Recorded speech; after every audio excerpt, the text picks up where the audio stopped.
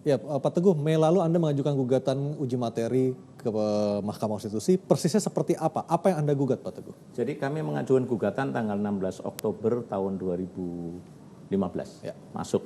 Yang kami gugat adalah salah satu pasal dari Undang-Undang Nomor 41 tahun 2014 Tentang peternakan. tentang perubahan atas Undang-Undang Nomor 18 tahun 2009 tentang peternakan kesehatan hewan. Apa yang membuat Anda tidak happy dengan undang-undang tersebut, Pak? Di dalam salah satu pasal di Undang-Undang 41 ini, itu ada pasal 36E kalau nggak salah, bahwa kita bisa mengimpor daging atau hewan dari negara yang statusnya belum bebas PMK. Penyakit tetapi mulut dan kuku. punya penyakit hewan menular utama, tapi titik berat kita pada PMK. Ya.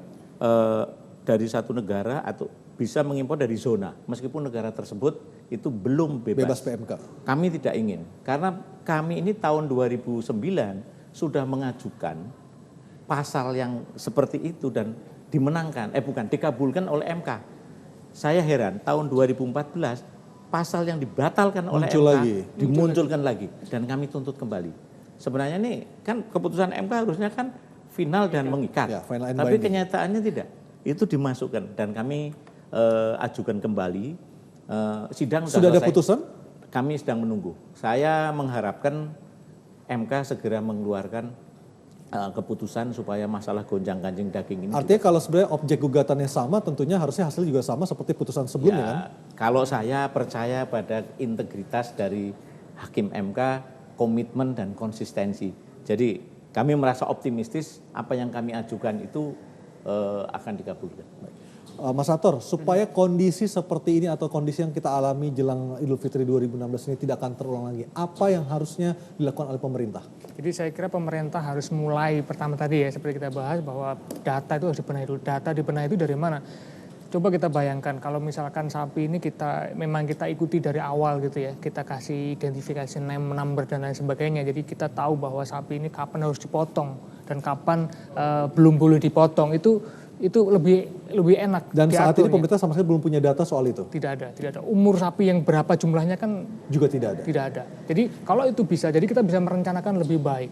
Dan sekali lagi juga mungkin perlu bagaimana membenahi peternak lokal kita untuk mencoba empower mereka ya, bagaimana membentuk satu komunitas yang besar yang. Tapi menjadi permasalahan adalah teman-teman Pak Teguh adalah ketika harga daging sapi ini meroket Rp120.000, di peternak tidak ada keuntungan yang mereka nikmati seperti itu kan? Tidak sesignifikan yang di situ kan. Karena ini kan ada jalur, karena yang menjual daging ini kan pejagal dan pengecer, bukan peternak. Artinya keuntungan terbesar dari meningkatnya harga ini justru berada di fase yang seperti importir juga dapat untung. Jadi yang di tengah-tengah saya kira. Tapi yang peternaknya sendiri pada posisi malah kadang-kadang adanya kebijakan pemerintah seperti ini, pedagang-pedagang neken, pemerintah nyuruh harga murah. Nah, dia neken pada peternak. Kalau seperti itu, kita suatu saat mungkin saja kita akan kelangkaan pasokan lebih dalam lagi dibandingkan saat ini, karena banyak peternak yang akhirnya memilih, saya mendingan tidak usah punya sapi. Benar. Karena tidak menarik lagi. Ya, betul ya Pak. Betul. Itu yang kita worry.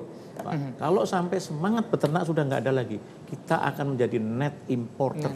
Itu lebih berbahaya lagi. Pada saat itu nggak ada daging murah, Mas.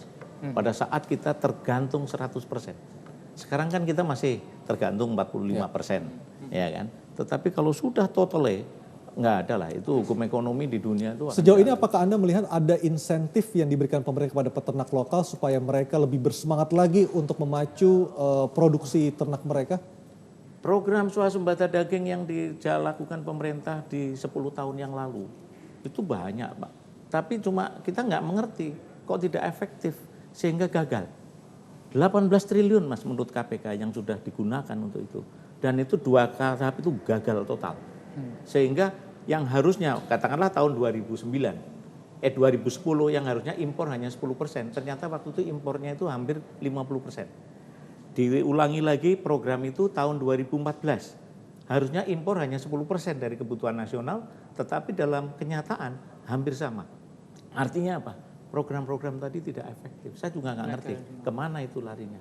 Paling pemerintah bantu untuk inseminasi, padahal yang kita butuhkan justru bukan itu. Ada perlindungan, kemudian juga peningkatan supaya peternak itu tidak lagi hanya peternak gurem punya 2-3 ekor, tapi harus mulai usaha penggemukan sapi atau peternakan ini menjadi usaha pokok. Artinya kalau kita bicara soal nawacita, kedaulatan ekonomi, kedaulatan pangan masih jauh seperti itu. Ini yang justru menjadi tantangan kita karena dari nawacita 367 ini nggak pas. Padahal kesempatan sapi potong ini juga dapat menjadi komoditas atau instrumen untuk mewujudkan nawacita ini. Inilah yang saya lihat, jangan-jangan petinggi di negara kita sudah lupa nawacita itu. Itu yang saya khawatir. Ya, ya. Nah, kalau Anda melihat sendiri dari peranan dari Mendak maupun Mentan, sejauh ini bagaimana mereka bisa bersinergi untuk mengatasi masalah ini, khususnya di jelang Lebaran tahun 2016 ini, Mas Sator? Ya, paling tidak mereka juga harus coba ini memang masalah impornya udah kepalang basah ya, maksudnya udah harga segini memang impor harus dilakukan, operasi pasar juga harus dilakukan. Harus operasi Karena pasar. kalau Anda makin gila lagi. Nah, artinya mereka juga harus mencoba bagaimana memotong rantai distribusi. Rantai distribusi karena memang peternak tadi itu nggak dapat apa-apa juga sebenarnya. Konsumen juga nggak ada berapa, yang menggelembungan ada yang di tengah. Jadi mungkin harus dirapikan di sisi sininya, jadi biar lebih efektif dan efisien gitu loh. Jadi itu ada peran dari Kementerian seperti itu, dan dari Kementan sendiri juga harus memang benar firm data yang ada di peternak sapi jumlahnya berapa itu harus fix dan harus tahu umurnya berapa dan lain sebagainya. Itu kalau bisa saya kira akan lebih bisa mudah ya untuk mengatur supply-nya ya, dari sisi supply-nya. Saya kira itu. Pak Teguh, dari Himpunan Peternak Sapi dan Kerbau di Indonesia, apakah sudah ada masukan khusus kepada Mentan ataupun Mendak mengenai masalah ini? Oh ya, kami kan seringkali membuat press release segala macam dalam forum-forum juga kan. Ada tanggapan dari beliau-beliau di ada pemerintahan? Saya juga belum tahu ya, karena kami khawatir ini kan teman-teman dari daerah juga bilang, Pak, waduh kami ini ditekan daging harus diturunkan harga sekian. Perintah Presiden. Perintah. Ini kan kayak pendulum. Di atas geser begini, di bawah itu bisa luar biasa Pak. Ketidaktahuan. Nah, apa yang terjadi kalau itu dilakukan? Daging segar dipaksa, dia bisa menjual 85.000 kok. Tapi daging itu sapi gelonggongan. Sekarang itu gelonggongan saja, waduh diisi air. Memang harganya turun hanya 85. Tetapi kandungan airnya tinggi sekali. Bahkan daging dan itu haram ya. Bahkan daging beku pun juga sebenarnya kan mengandung kandungan air bisa 15 airnya sampai 20 lemak, kan. ya, makanya sebenarnya kalau tadi ada yang beli 80 CL 80.000, kalau itu kita compare daging segar, itu mungkin harganya bisa 90.000. Karena kan 15% fat. Ya kan? Ya.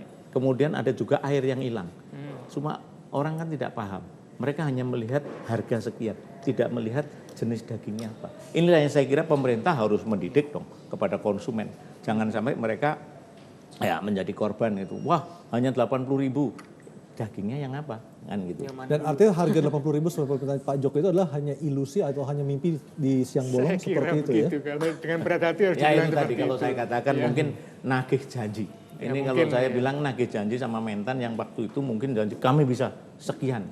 Nah, ternyata dan bisa jadi ini adalah sinyal awal dari reshuffle. Saya nggak tahu. Jadi ingat reshuffle ya. Jadi ingat reshuffle ya.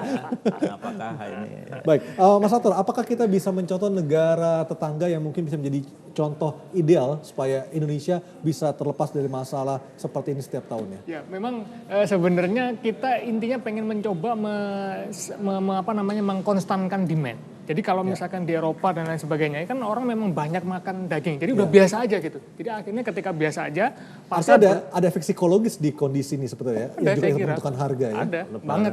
Banget. Jadi harusnya menjadi konsumsi biasa. Jadi pasar akan ada supply. Artinya harga pun juga harga yang normal yang dibeli oleh masyarakat. Jadi harus dibuat makanan. Saya kira kan Pak Ato, kita kan menghadapi Lebaran kan mau sekali ini kan. Sudah tiap tahun dan kita udah tahu. Hanya sekali ini aja terjadi kok sampai seperti itu. Baik Pak Teguh, terima kasih. Mas Sator, terima kasih atas waktunya. Kita tentu berharap paling tidak turunlah harganya yang 120.000 ya. Moga-moga lah secara bertahap. 110 kira-kira. Baik, dan pemirsa demikianlah Talk to Ayu untuk malam hari ini. Saya Aryo Ardi, terima kasih dan sampai jumpa.